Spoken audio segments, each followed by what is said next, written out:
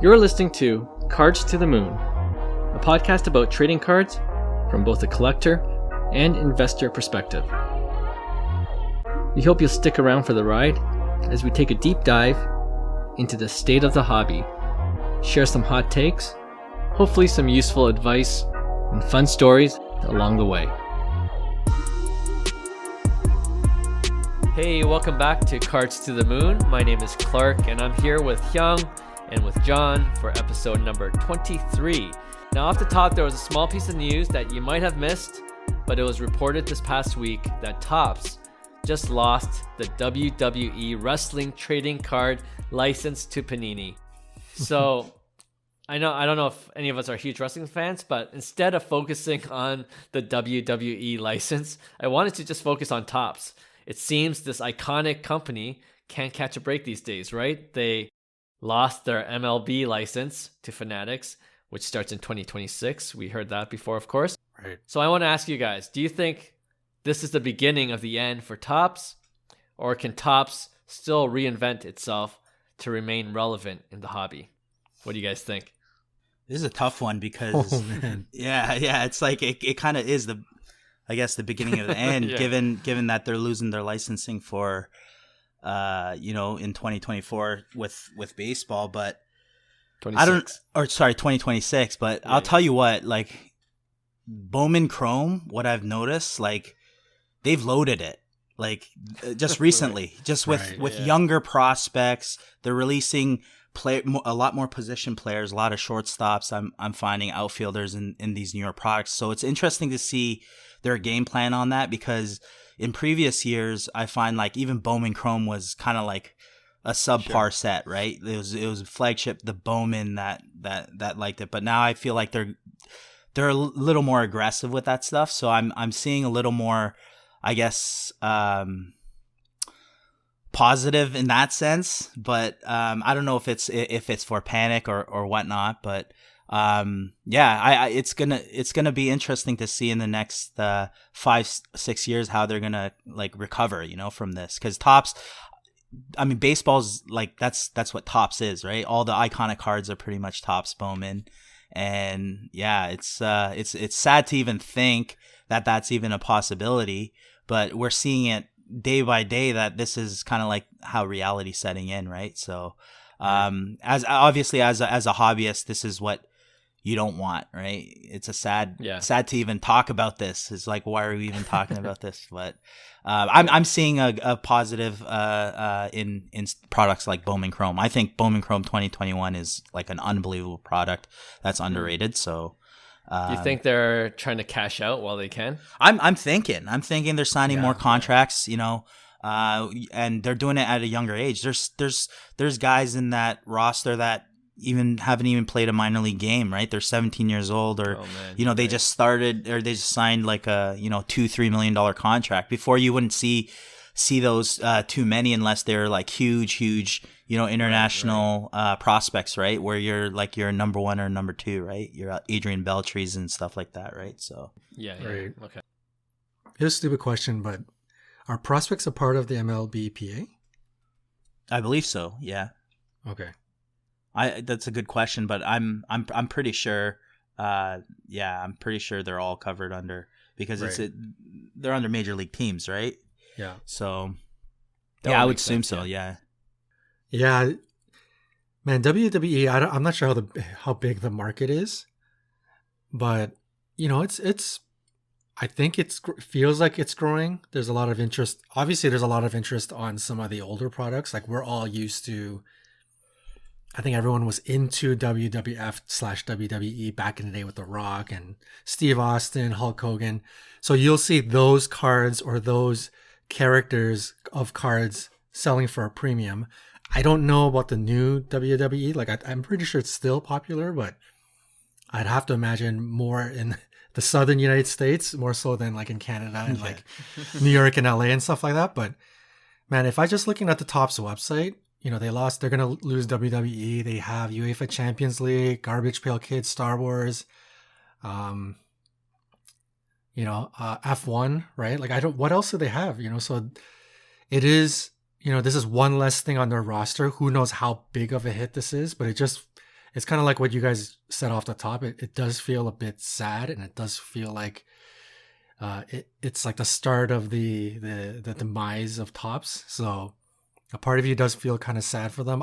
Who knows, man? Like we've joked around about like Ninja Turtles Topps Chrome. Like that might become a possibility. Like truthfully, like they might start digging for all sorts of licenses to try to revive the product, right? So yeah. The Raphael Red Refractor. Absolutely. That's fire, man. Yeah, I mean, we talked about this in previous episodes. Like, if Topps can stay relevant, it looks like they would have to acquire licenses for alternative things, right? Like WWE and Star Wars, and and such entertainment, anything entertainment value wise. But if they're losing WWE, if this is the early signs of the trajectory they're going on, it doesn't seem good. And the only thing I think that might save them, quote unquote, is their brand, right? I think if they just hold on to their brand recognition, especially with baseball, like we were talking about, they might be in a perfect situation to be bought out for a lot of money. And that might be their best case scenario. Maybe Fanatics, right? We talked about that before too. That's a likely scenario as well. The Fanatics will buy out Topps for their brand. So I think that's the way you keep everybody happy, right? Like, but at the end of the day, that's probably Fanatics' last thought too, right? It's like they probably thought of something that is it's like, why are we doing this the old way? We're gonna totally change it, right? There's that side too. So yeah, I mean, it could be ideal that Fanatics buys off Topps, and you keep the Topps and Bowman First products because they're so iconic and they're great. True. You're gonna keep the hobbyists engaged as well, so you're not gonna lose them as well, right? So if I were a betting man, I think I would assume Fanatics would go after Topps first and foremost. Like that makes the most sense, right? Like if you're gonna launch all three licenses, it makes sense. Topps baseball is Topps baseball. That's been the classic. And then you're going to get Topps Chrome basketball, and you're going to get Topps Chrome football. Like, I mean, that would be every hobbyist's dream to have those products back, right? So I would imagine the wheels are in motion. In fact, like complete speculation on my part. But if I were Fanatics, I would definitely be targeting Topps. Yeah. Cool. Yeah, I was going to say it's all speculation on our part, but it's fun to play that game. Yeah. So we'll see what happens. All right, cool. Let's move on then to this week's hobby headlines. So here in Toronto, we got the Sports Card Expo coming up from November 11 to 14. And I know several of us are going after a long hiatus of not being able to go to live card shows due to the pandemic, of course. And I know for many, this will be the first time going to a show. So I thought we could discuss any tips on preparing for the show.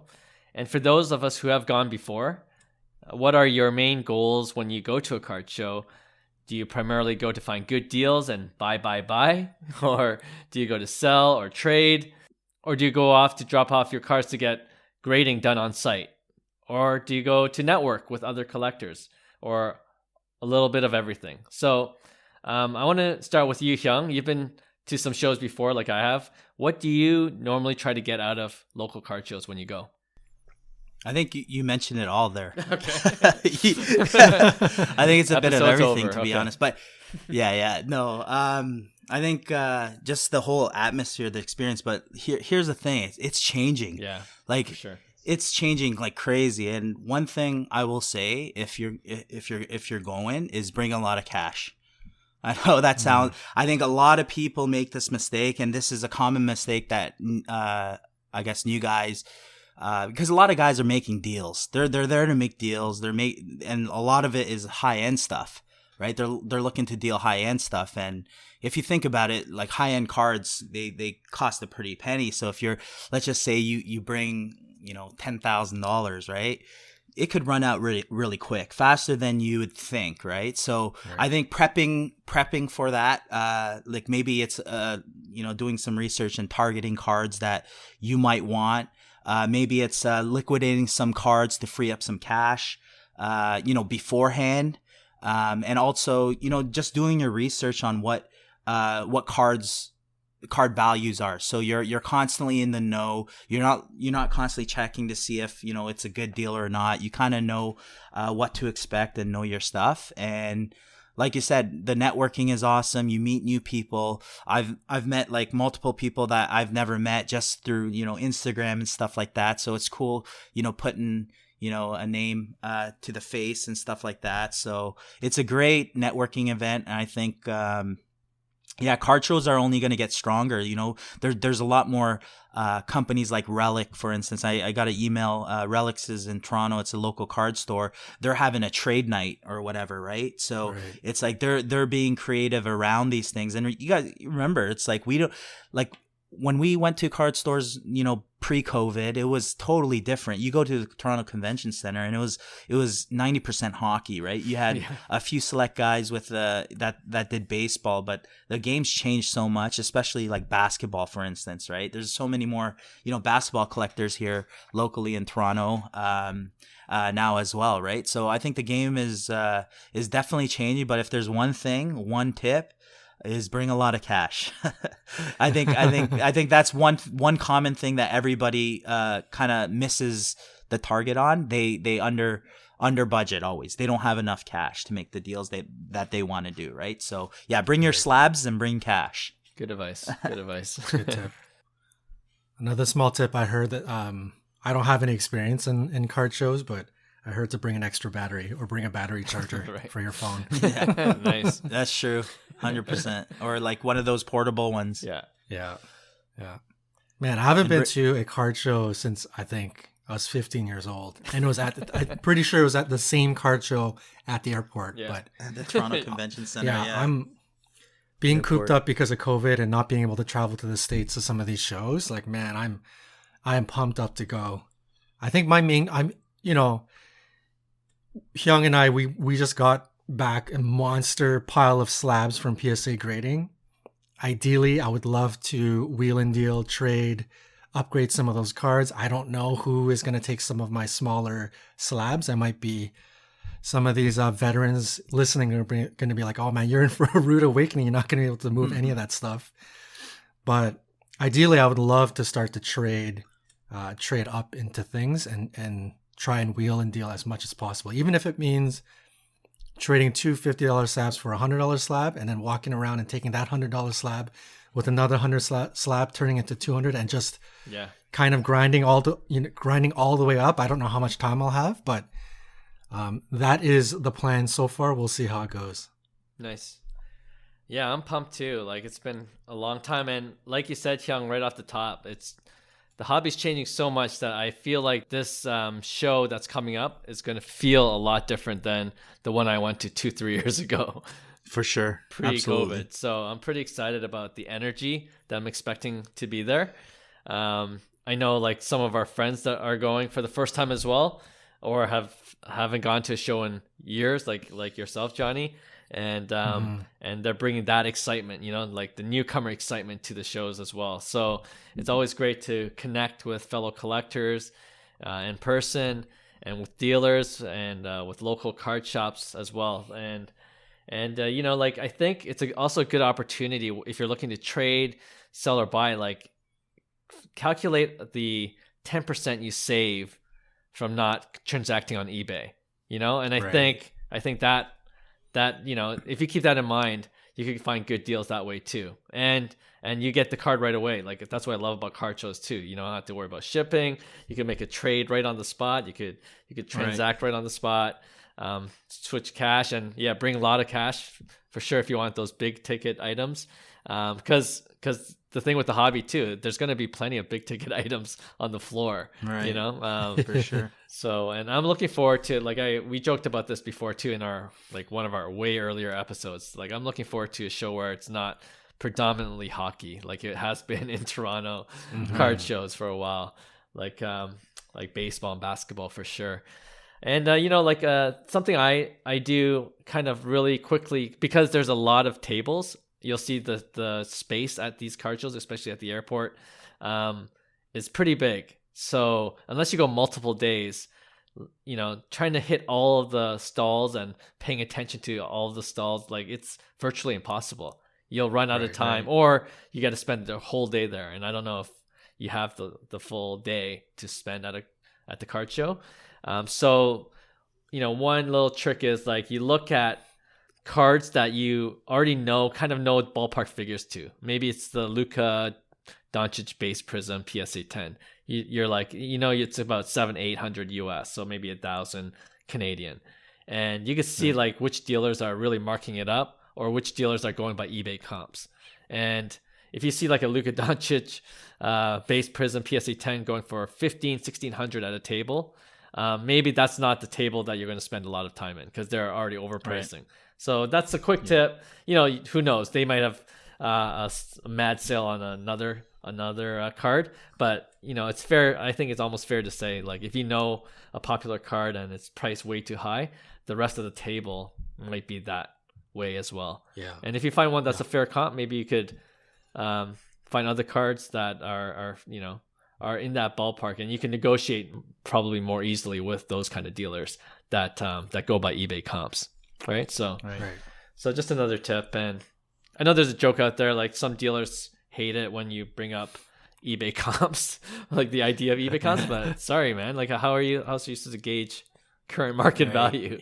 It's what we go on. Right? It's the fine line between that and the guy who wants 40% off eBay comps. Right. Yeah. Buying at 40%. Yeah. So are we all. Yeah, seriously. Yeah.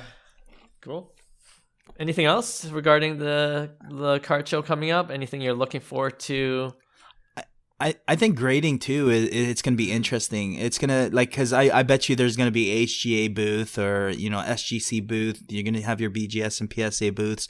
Right. So it'll be interesting to see, I'm sure there'll be sales reps and staff on site. So I think one of the stuff I always did was I liked the fact that I could, go face to face with the rep and drop my cards off and submit my cards as well locally. I don't know. I didn't read too much into it and seeing if they're expecting or if they're doing express services on site grading for that weekend. But I think it's a good time to bring in some raw cards as well, and maybe seeing your options in grading and saving on some shipping and a little peace of mind as well. Yeah. If you have a monster card, I think trying to grade it at the show is a no-brainer. Yeah. Like you're saving on insurance costs, like I had, like from my experience, I had one of my Shaq rookies like damaged on the way to PSA. Right. I thought it was going to be a PSA right. 10, turned into a PSA 7. Like you don't have to take that risk, right? Of what the card might happen, like during shipping and all that stuff. So yeah. And I think I do believe that at least PSA is providing that express service, and I'm sure it's going to be very popular. So if you do have a monster card that you want to get graded, like go there as early as possible. Right. Because like I went to a show on Sunday, like the 2-3 years ago that I went to, and yeah, like a lot of those grading services are just booked. They're not accepting it by Sunday. Shut down. Yeah. Yeah. That makes sense. So yeah, go Thursday VIP package if you have the funds to go the full 4 days, or go Friday morning if you can. I know some of us work, but yeah, good advice for sure. Yeah, no, it should be a fun show. Yeah, by the time this airs, it'll be, I think, a day before. Yeah, it'll be that week, right? It'll be the day before or 2 days before. So maybe we'll do a recap on a future show. See if we struck out or see if we made some mad deals. Yeah, we'll see. I want to see what Johnny does. Actually, he's got a bunch of slabs. Yeah.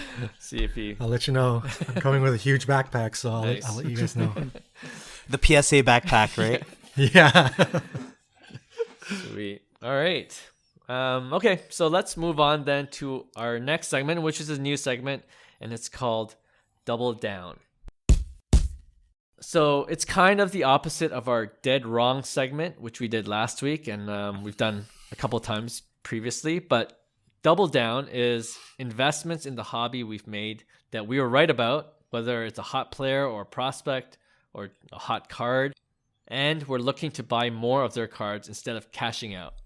Or maybe you're just really bullish on a player still, and you're looking to add that player to your collection, to your investment portfolio, so to speak. So which card or player do you guys have that you're looking to double down on? For me, it's definitely Vladdy Guerrero Jr. Like, he was a guy that I kind of went in on pretty heavy when he had a disappointing, I guess, 2019 season. I don't see it disappointing. The guy was like 19 years old, 20 years old. What do you expect, right? It's like, what were you doing when you were 19 years old, you know?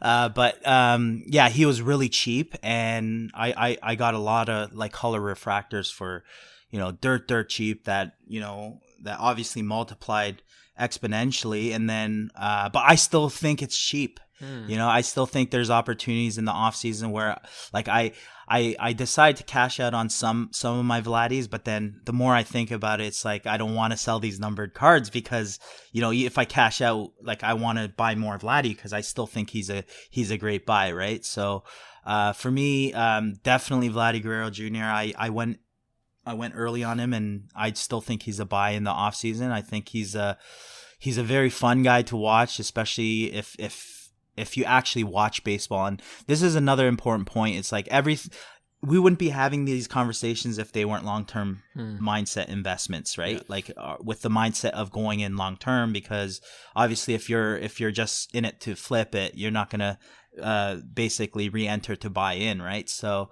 like I said, stick to your guns. You know, if you truly believe in that player, you know, definitely double down is the play on certain players and long-term investments, because like I said, there's going to be volatility between each year. But if you're looking at it from an annual perspective, or you believe in the talent for the future, there's no reason why, you know, buying in at the right time and selling some at the right time as well is a smart short-term and long-term play, right? So for me, it's going to be Vladdy.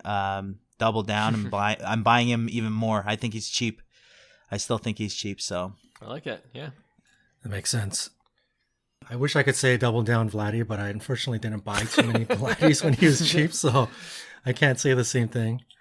So my greatest, you know, if we're talking about dead right, right, my greatest investment so far is the other guy in the card explosion, which was Ohtani. So I picked up.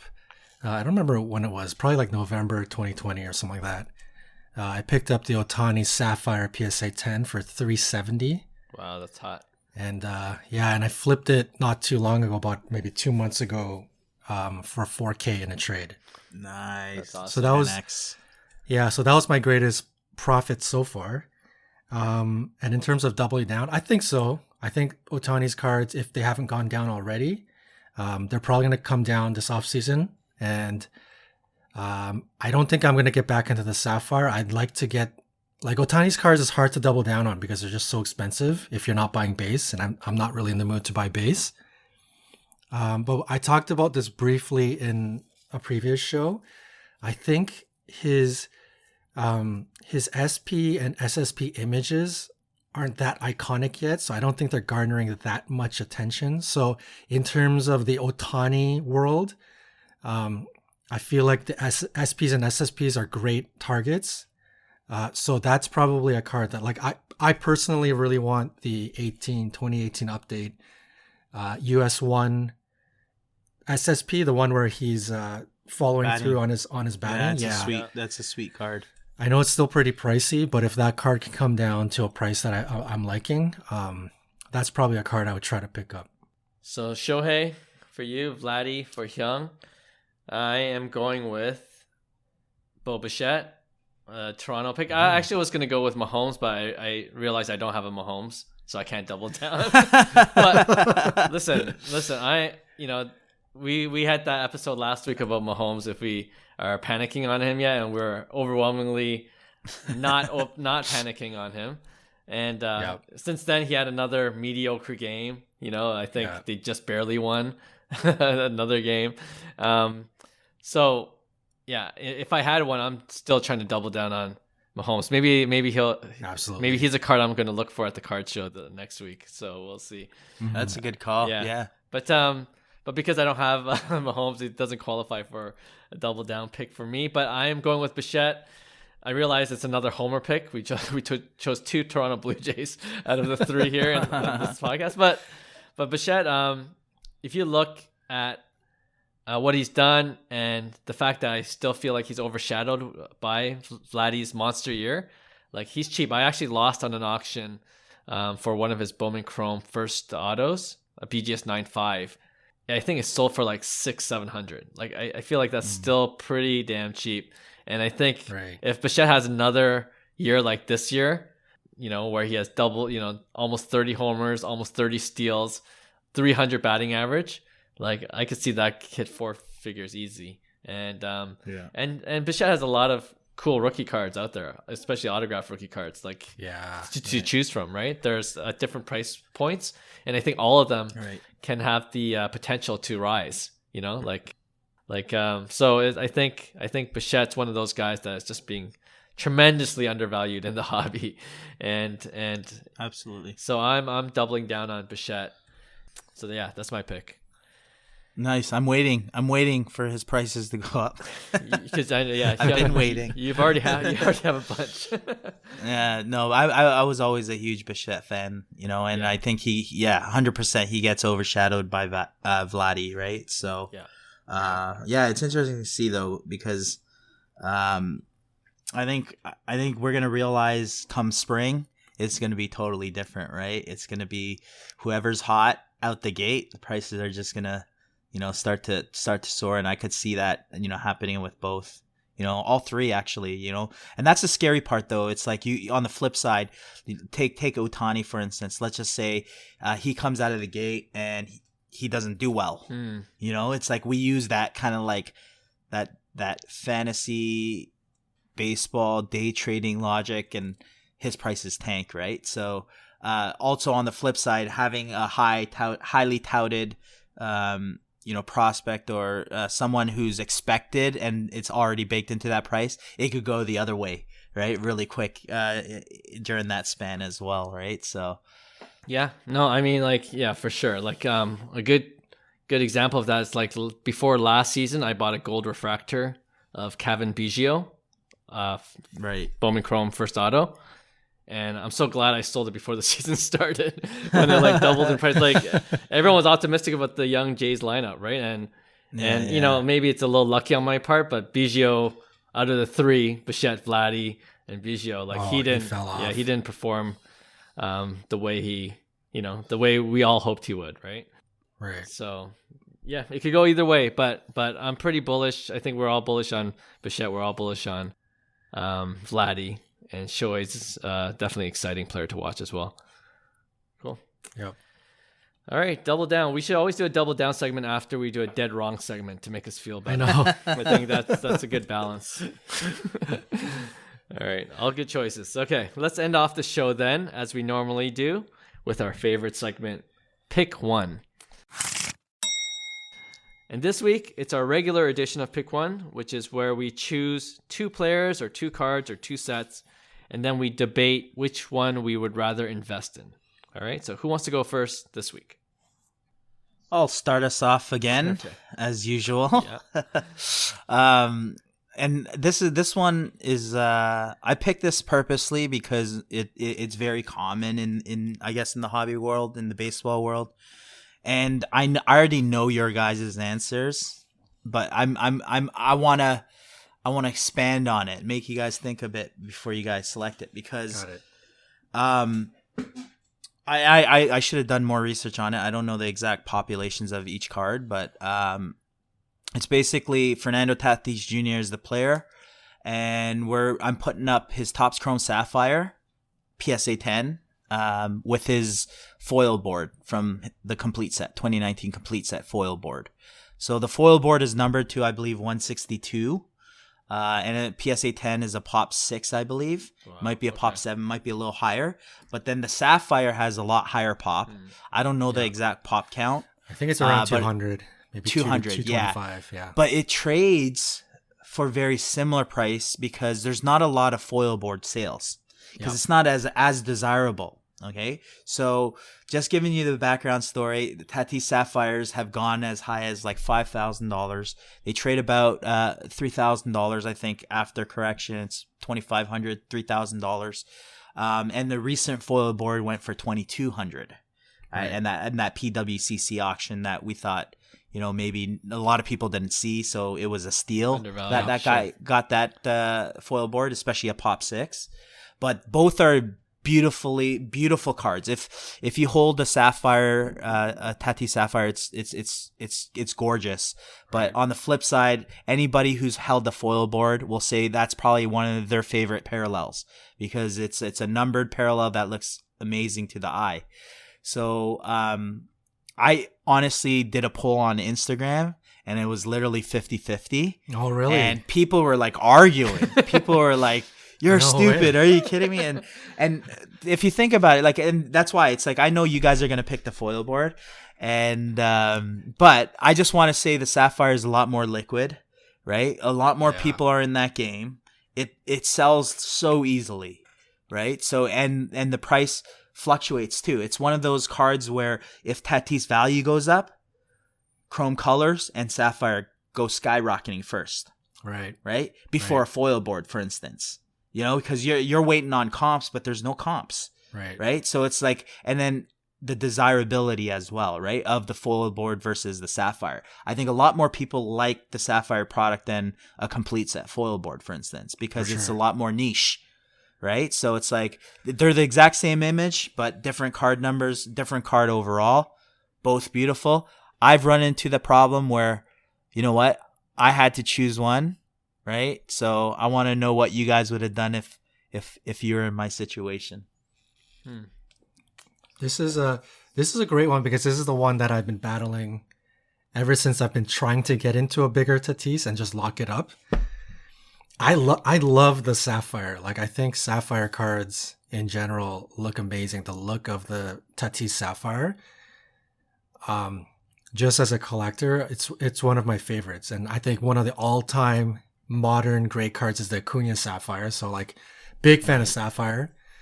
I think the pop number is low enough, and I think Hyung is absolutely right about liquidity. This is kind of like, other than the gold paper, like, these are one of the bigger liquid cards in baseball. Like, they can go to $5,000. You can sell it like that. You can just sell it. So I can see that point. After battling this, I still don't have either. I would love to have either or, but I don't have a $6,000 budget to just spend in cash. So I'm trying to target one, and you guys know I've been targeting the foil board, and I eventually chose the foil board because I wanted to get something long term. Like, when I'm getting a bigger Tatis, I'm not selling it next year. I'm not selling it in 2 years. I'm trying to lock it up. And I know the Sapphire is liquid, and I know the potential in Sapphire, but I feel foil board's really underrated. Like, people don't really like Topps Complete Set. Foil board is on the map, but we were blessed that Topps used the flagship image in Topps Complete Tatis. So it's a flagship image. It's numbered. If you're trying to get numbered Tatis, anything with that flagship image, you're spending a lot of money. I don't know what's the most basic number. It'll be the gold number to 219. I think that's going for like $1,400 right now. A purple chrome is like $6,000. Like, you're spending a lot of money, and to get something that I think the last number, it was like Pop 8, but it's definitely under 10. Yeah. And to get like a pretty banging long term, and I don't know how many more pops of these are going to come out, because the foil board is really hard to grade. No matter how niche it is, locking it up in a safe, I like the foil board over the two, and it's like a 55-45, like, it's barely winning over the Sapphire. It's not like I'm it's a landslide. I'm choosing it over Sapphire, but I'm barely choosing it over the Sapphire. Yeah, nice. I don't know. You might be surprised, guys. I'm going Sapphire because I think it's your end goal with Tatis, right? Like, I agree. Foil board is beautiful. Sapphire is beautiful. I love numbered cards, of course, which foil board is. But if I'm trying to lock up a Tatis, it's gonna be a Bowman Chrome first auto of a color. And Right. and if I could get my hands on a Sapphire, and he does well, and the prices jump, I know it's liquid enough to sell, and then use those funds to hopefully find a good deal for some autograph card. Hopefully a Bowman Chrome, if not Topps Chrome. So my play is like the Sapphire is not the be all end all for me. Like for you, it seems like the foil board is something that you would want to lock up in a safe for a while, Johnny, right? For me, it's like, Right. I would love to just have the Sapphire because it looks great when you have it, when you own it. But I don't want to be so attached to it that I don't want to get rid of it, and when the timing is right, I would try to use that as a bargaining chip to get a higher or better Fernando Tatis card, in my opinion, which is some kind of high grade auto. So that's interesting because you guys both had like the, I guess, one side or the other, and yeah. and it's both valid points, right? I actually chose this because I was hoping that we discuss this because these are real life situations that I think Absolutely.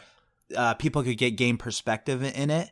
And for me, this was an actual real life situation. I had both. I had that Tatis Sapphire we talked about in an earlier episode that we crossed from BGS, that 9.5. So that ended up PSA 10ing. And then I had a Tatis foil that I ended up getting for cheap, really cheap before pre-COVID, that I ended up keeping because I love foil boards, specifically in PSA cases, specifically for foil board. I had the Acuna foil board in a BGS case. And honestly, it doesn't shine as much.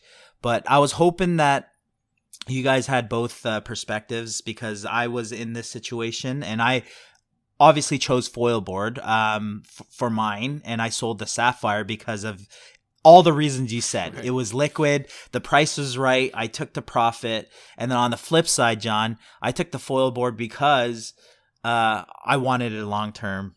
Lock in the safe. I know that, I didn't care about the next comp. If it was cheap enough, I would have bought the next foil board and I would have tried to get the 6 foil boards that existed, right? At that point, if it's selling for cheap, right? But I was hoping that you guys both had both perspectives because I kind of witnessed both, right? And that's why I like both of these cards for those reasons, and I thought it would be a good discussion talk, but I thought it was gonna be a sweep with the foil board, to be honest.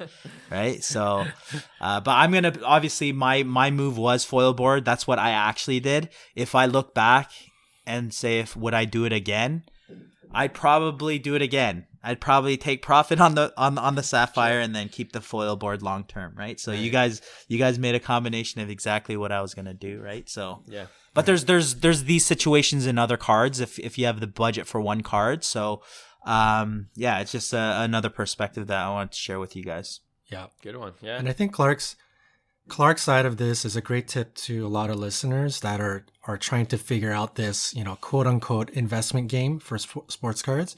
If your end goal is to try to get into a $5,000 card or a $10,000 card or something huge, and you're not one of these, or whatever your space is, the steps that you take, I think buying liquid is so key. Like, I think you're absolutely right on about that. Like, you don't want to, even though it's an awesome card, you don't want to get into niche cards hoping those are stepping stones into your bigger cards. It's just not, it's going to be a tougher journey, right? Like, getting into liquid cards as much as possible to get to the end goal. So I think, number one, it's important to figure out what the end goal is. And then number two, how to get there. Right. I think Clark makes a lot of sense in going after liquid cards, right? And that's exactly why liquid cards do so well, is because that's what other people are doing, right? So, right. Yeah, good one. Yeah, that was a really good one. All right. All right, Johnny. Yeah, I'll go next. So, in honor of our private chat group, it seems like everybody is just jonesing to rip right now for some reason. So I'm going to do a Ripper's Dream Walmart. 1v1. Okay. Yeah, everyone's hunting at Walmart right now. It's crazy. Nice. So we're going to go, you have to rip, but you're given this for free. So if you're going to give one or the other. So you're getting a box or a case of 2020 basketball flawless. I don't know what, the new one's not out yet. Like 2020 is not out yet, but I'd imagine resale will be $10,000 to $13,000. But no resell. You got to rip. You got to rip. Yeah. You got to rip That's it. the Yeah. rule. It's not for investment. You're ripping. Yeah. This is for ripping. So one case of flawless, like one box, or whatever the equivalent money is, 2020 Prism basketball hobby. So that'd be like, let's say 10 boxes of 2020 Prism basketball with LaMelo, or 2020 flawless LaMelo. Pick one. You got to rip it. You get it for free. So there's no guilt. Which one you choosing? Oh, man. This is going to be a game time decision for me. You could go with Clark. Okay. I have a feeling I know what Hyung's going to do, actually. But I'm going to go with Prism. Like, it's hard. Yeah, and if I was going to get it for free, I'm like, oh, flawless would be a sweet rip, like when else am I going to get an opportunity to go that high end? And but at the same time, like, the number of hits that you can get with Prism, multiple boxes of Prism, is what appeals to me. Like the different parallels. Like, I like collecting and ripping different hot rookies that I can just trade or sell later on. So the opportunities, I feel like, are there for more flips, but maybe like that super high end card is more. I won't get that opportunity with the hobby prisms, right? Maybe, right. But like I would in flawless, which would be amazing if you went for the flawless and you got like a one of one something, right? But even LaMelo RPA at a 99.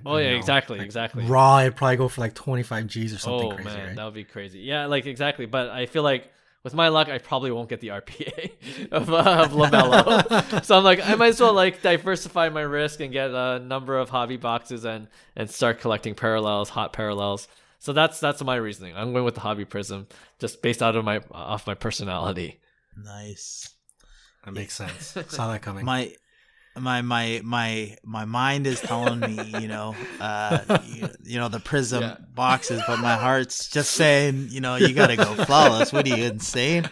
It's like, for me, it's like if I'm given a box to rip, I've ripped my share of prism. It's prism basketball is tough too. It's not, but there's some massive cards as well. So obviously the safer bet is going to be Prism. You're probably going to do well. But and Clark, you're probably referring that I was going to pick the flawless, right? Like, you knew that. Oh, yeah. 100%. Oh, yeah. 100%.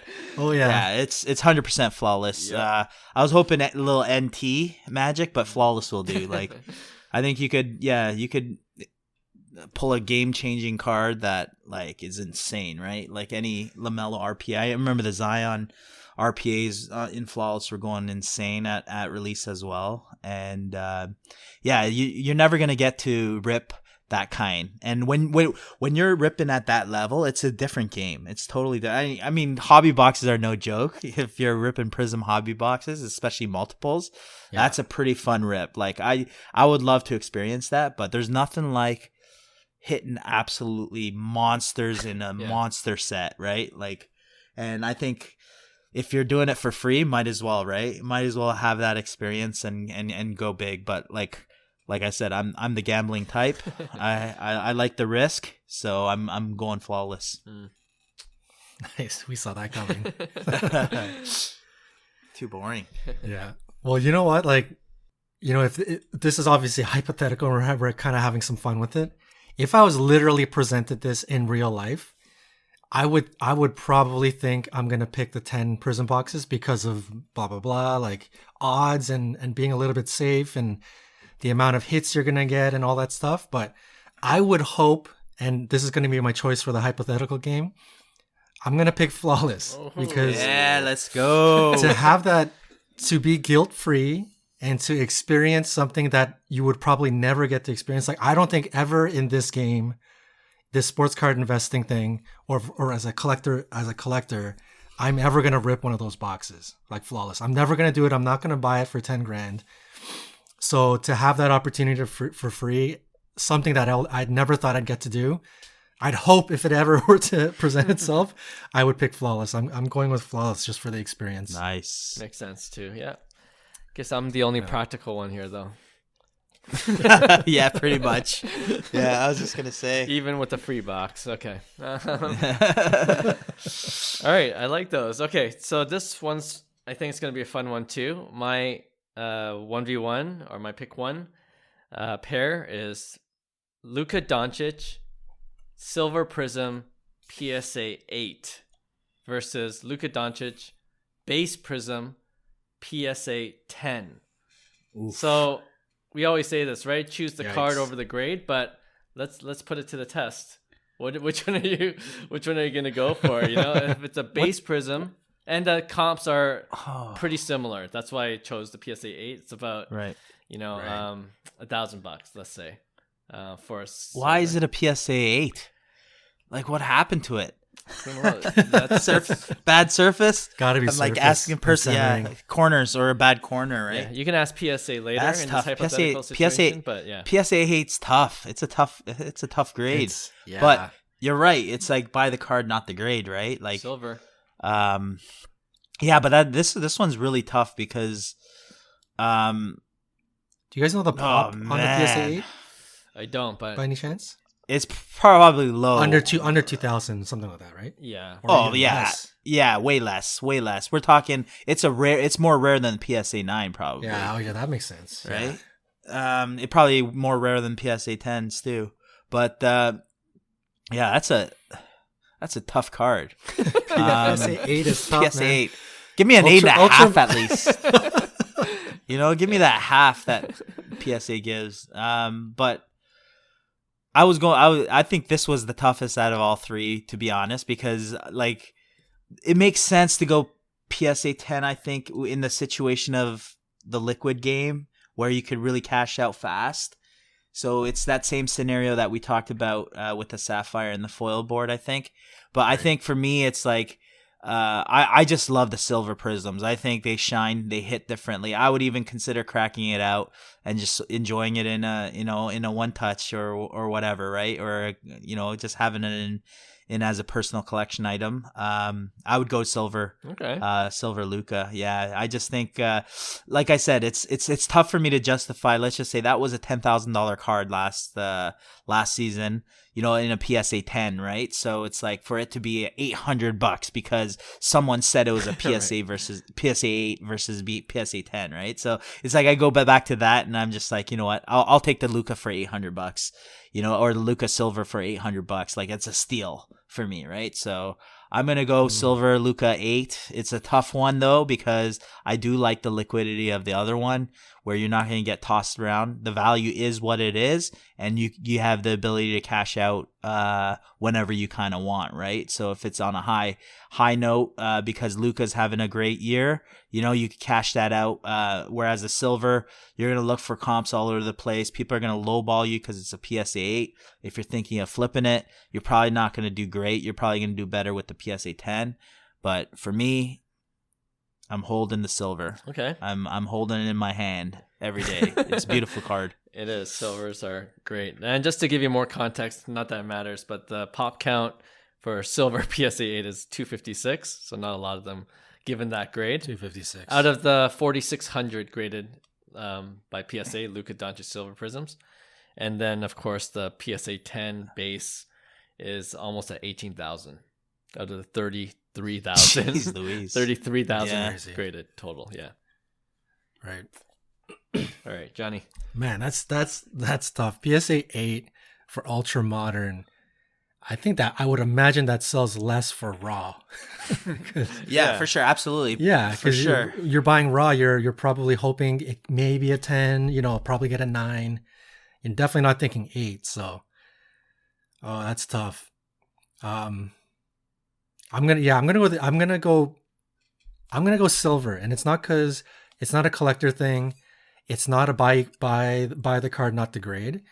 I'm still concerned. Like I've been really trying to study what the heck is happening with base right now, and I want to mention this in some future shows and continue to study it. But Yeah, I'm a little concerned where base is headed right now. Like, even if we're talking short term in the next 6 to 12 months, if somebody had $800 and choose one of these cards for like a flip, I'm not that confident in base. Like, I feel like base is going to continue to get a little bit hurt.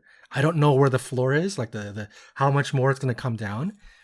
But I think silver, even though it's a PSA 8 and it's not desirable, I feel like the value would hold up because silver is now, we talked about this too, silver is separating itself in terms of multiplier versus the base.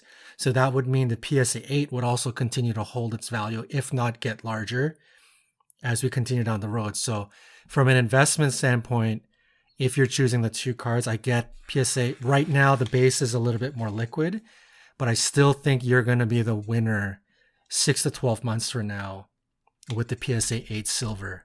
Aside from it being shiny and it looking great and like buy the card, I think investment wise, I feel like the PSA 8 short term and long term. We all know what's going on with like LeBron refractors and like, you know, Dwayne Wade refractors. I mean, that's a different era because it's Topps Chrome, but regardless, in the future, you know, if Luka, you know, we're talking about one of the most iconic of the modern era. Luka could go down as one of the most iconic, and then we got the Prism card, and you have a silver. Yeah, short or long, I like the PSA 8. Okay. Yeah, I mean, based on our previous discussion, as we were talking about with the liquidity of Sapphire and foil board, like I was heavily leaning to just going with the base PSA 10, just for the liquidity mostly. But as you guys were discussing, I'm changing my mind. It's going to be a sweep. It's a sweep. PSA 8 silver. And you know why? Got him.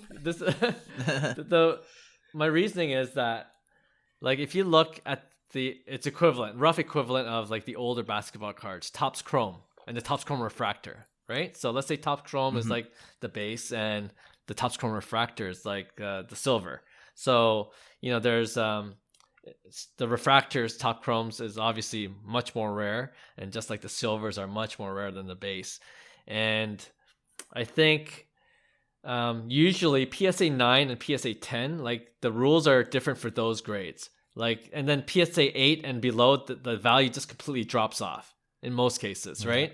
Like no one wants PSA 8. You know, Hyung, you were just joking, like, why can't it be just an 8.5? No one wants a PSA 8 because it's just a bad grade in general, right? It might as well be a PSA 2, you know? So, but I feel like the rules are slightly different for refractors and for silver prisms. Like if you look at, I've been, you know, on the side, I've been telling you guys, I've been looking for like a Carmelo Anthony Topps Chrome refractor, right? And I was looking today too. And yeah, like just the rarity of refractors. Like I wouldn't mind a PSA 8 if the price was right. Or like obviously like let's go higher. LeBron James Topps Chrome refractor. You're not going to care if it's a PSA 8. You know, like if you have it, it's going to be sweet because it's so rare. Yeah. It's LeBron, right?